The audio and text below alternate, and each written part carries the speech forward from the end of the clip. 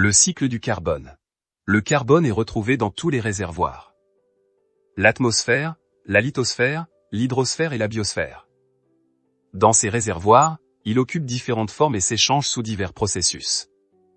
On peut distinguer un cycle terrestre, qui se traduit par un échange entre l'atmosphère et la lithosphère, et un cycle marin qui se traduit par un échange entre l'atmosphère et l'hydrosphère.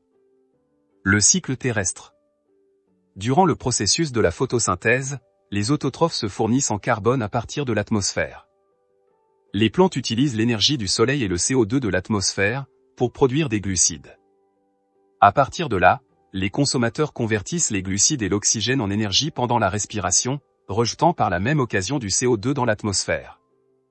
Le rejet du carbone peut également se faire par la décomposition du carbone de la matière organique, en dioxyde de carbone et en méthane. Ce processus s'appelle la fermentation.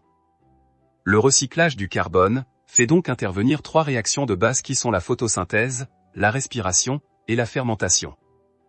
Il peut arriver que le carbone se fasse piéger dans un organisme mort, et qu'avec d'autres organismes morts, ils finissent par s'enfouir bien au profond dans la lithosphère, pour former ce qu'on appelle une roche carbonée, comme le charbon.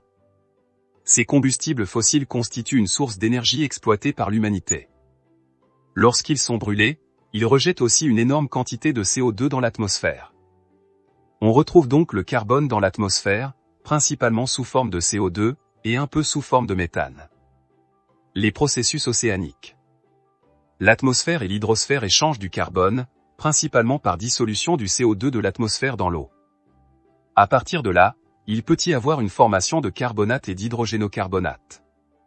Puis par une précipitation biochimique impliquant les phytoplanctons, les carbonates peuvent réagir avec les ions Ca2+ pour former des carbonates de calcium. Les restes de ces phytoplanctons morts iront se déposer au fond de l'océan, et former les roches carbonatées. Ce carbone des roches carbonatées, ainsi que celui des roches carbonées, peuvent être naturellement réémis dans l'atmosphère, lors des phénomènes volcaniques. Ou alors, le CO2 dissous dans l'eau nordique froide, peut se mettre à couler. Les courants océaniques se dirigent vers les tropiques, où la température est relativement élevée. L'eau réchauffée monte et libère le CO2, qui retourne de nouveau dans l'atmosphère pour être repris dans le cycle. Ce processus est appelé mélange des eaux océaniques, ou upwelling. Et nous voilà à la fin de cette vidéo. Si elle vous a plu, mettez un pouce bleu, et n'hésitez pas à vous abonner et à activer la cloche de notification pour ne rater aucune de nos prochaines vidéos. Merci.